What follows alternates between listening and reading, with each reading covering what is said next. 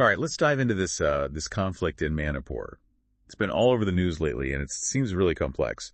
So we got this video from one of our listeners, Palki Sharma, on YouTube, and it dives into the history of this region. It looks fascinating. Yeah, Manipur's got a long history going back centuries. And to understand what's happening now, you really have to understand that history. Right, so let's do that. Let's go back to the beginning. The video mentioned the Meitei people. They've been in the Manipur Valley for a long time. Something about a dragon king. What was that all about? Well, the Meitei have been there for a long time. Their chronicles go back at least to 33 AD when they established a kingdom. And yeah, their myths mention this dragon king, Pachangba. It's pretty interesting how these ancient stories still influence their identity today. It makes you think, how much of this conflict is tied to those old stories, to that sense of history? But it wasn't just the Meitei in the region, right? There were other groups too. Oh yeah, definitely. You had the Naga tribes living in the hills surrounding the valley. It wasn't constant war between them, but there was definitely some friction, competition for resources and land. That kind of dynamic you see even today, the valley versus the hills. I can see how that would set the stage for conflict. And then, of course, the British show up in the late 1700s. I'm guessing that didn't exactly help the situation. Nope, not at all. The British saw Manipur as strategically important, to secure their interests in the region. So they did a couple of things that really changed the dynamics. One was they started resettling Kuki tribes from Burma into Manipur. Wait, hold on. They brought in another group. Why would they do that? It was part of their strategy, partly to create a buffer against Burmese invasions, and partly to help them control those Naga tribes we were talking about. But bringing the Kuki into the mix, into this already complex situation, well, that had huge consequences down the line. Yeah, I can imagine. It sounds like a classic divide and rule, right? Yeah, you got it. The British really formalized those divisions. They created separate administrative zones for the valley where the Meitei were mostly living and the hills where the Kuki and Naga were. That limited interaction between the groups hampered economic opportunities and just fueled that mistrust that was already there. It's like you can draw a straight line from those policies to the anxieties you see today. So these divisions are already simmering, and then World War I happens. The video mentioned a Kuki rebellion during the war. What happened there?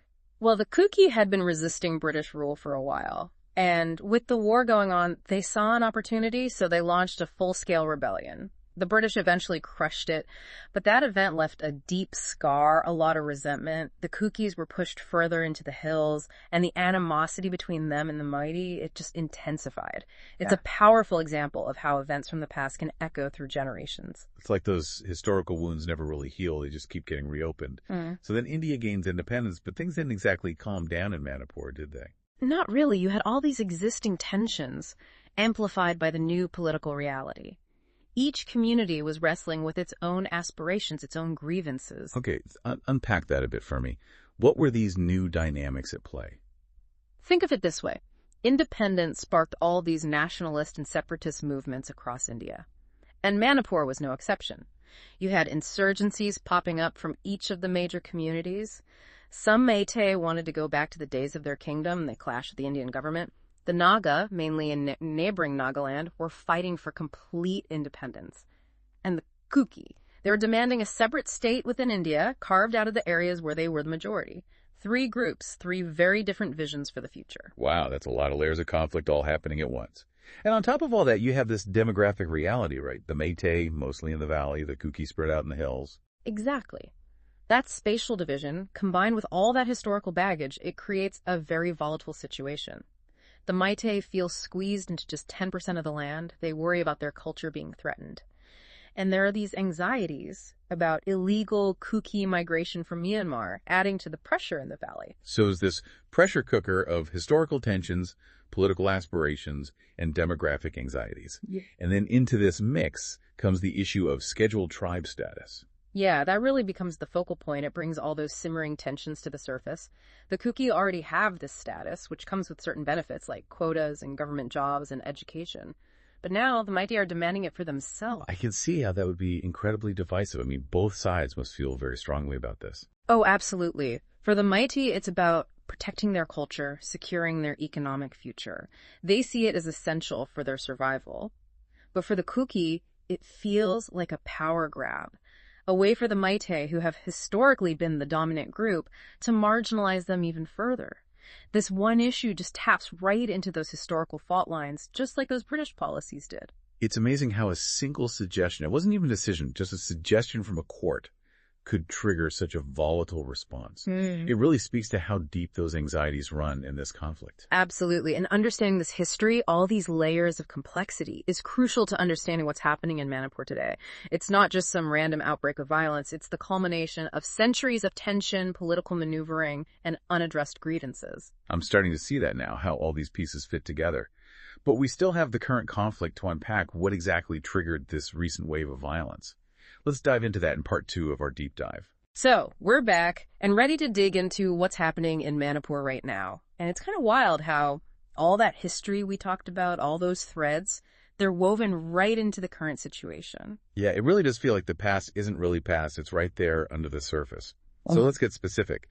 What was the actual spark that ignited this recent wave of violence? Ironically, it was a court ruling, or a suggestion, really.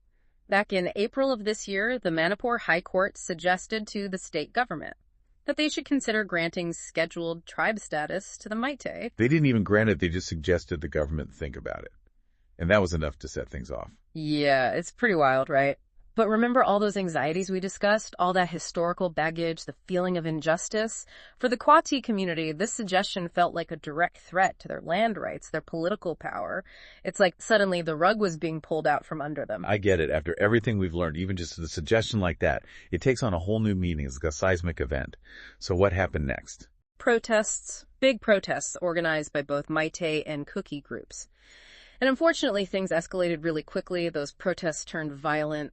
Clashes, arson attacks, killings on both sides. It was just chaos. It's awful to hear about that level of violence, so much pain and suffering. How has the government responded? Well, the Indian government sent in troops to try and restore order. There's been a curfew in place, and they even shut down the internet for a while, trying to prevent the spread of misinformation, hoping to calm things down. But it's a very fragile peace at best. And it's not just isolated incidents, right? I've seen reports of entire villages being burned, people displaced. It's a humanitarian crisis on top of everything else. Absolutely. The human cost is immense, and it's easy to forget that we're not just talking about statistics, we're talking about real people, real families. Their lives are being shattered by this violence and fear. Which leads to the big question, what's it going to take to bring lasting peace to Manipur? Knowing how deep these divisions run, it feels almost impossible. It's a massive challenge, that's for sure. It'll take a multifaceted approach, one that deals with the immediate crisis, but also addresses those underlying issues, those root causes. Okay, let's break that down. What are the most important elements of a solution? First and foremost, there needs to be genuine dialogue, real reconciliation, not just talking for the sake of talking, but a real willingness to listen, to understand the other side's perspective, and to try to find common ground. That's a tough ask. You're talking about overcoming generations of mistrust. Is that even realistic? It's incredibly difficult, no doubt about it, but it's not impossible. There are organizations and individuals in Manipur working hard to build bridges between communities. They're focusing on promoting understanding, fostering empathy, trying to heal those historical wounds. Sounds like an uphill battle, but so important. So dialogue is crucial. What else needs to be part of the solution? Well, alongside that, you need a serious effort to address the economic inequalities between the communities. Invest in education, healthcare, job creation, particularly in the hill areas where the Kuki primarily live. When people feel economically marginalized, it just fuels those historical grievances. So it's about creating a future where everyone feels like they have a stake, a chance to succeed. Exactly. Opportunity can be a powerful force for change, but we can't ignore those concrete issues either. Things like land rights and migration, those are major sources of anxiety that need to be addressed. Those seem like intractable issues, the kind that could derail any peace process. How do you even begin to tackle those? It takes open and honest discussion, which is never easy. It might involve revisiting land ownership policies, maybe finding ways to strengthen border security, while also managing migration in a humane and sustainable way. It's complex, but not insurmountable. It's a lot to untangle, and, we've been focusing on the Meitei and Kuki. But you mentioned the Naga earlier. Have they been completely uninvolved in this current conflict? That's a good point. The Naga have their own complex history and aspirations in the region. And while they haven't been directly involved in the violence between the Meitei and Kuki, they are a significant presence in Manipur. Their concerns can't be ignored if we're talking about lasting peace. So any viable solution needs to be inclusive. It has to take into account the needs of all three communities. Absolutely. It's about finding a way for the Meitei, the Kuki, and the Naga to coexist peacefully. To share in the prosperity of the state, that's the ideal anyway. Easier said than done, I'm sure. But this isn't just a local issue, is it? What happens in Manipur has implications for all of India. You're right. It's a test case for India's commitment to unity and diversity. How a government handles this situation will send a message to the whole world about its ability to deal with ethnic and religious tensions, not just in Manipur, but across the country. So where do we go from here? What are some things to watch for as this situation unfolds? Well, the immediate concern is whether this fragile peace holds. Can the government disarm the militias, prevent further violence? That's absolutely crucial. What else should we be paying attention to? Look for signs of genuine progress on dialogue and reconciliation. Are community leaders stepping up? Are they willing to engage in good faith negotiations? And just as important, is the government willing to actually address those socioeconomic disparities? Will they invest in the communities that have been marginalized for so long? Those are some concrete things to keep an eye on.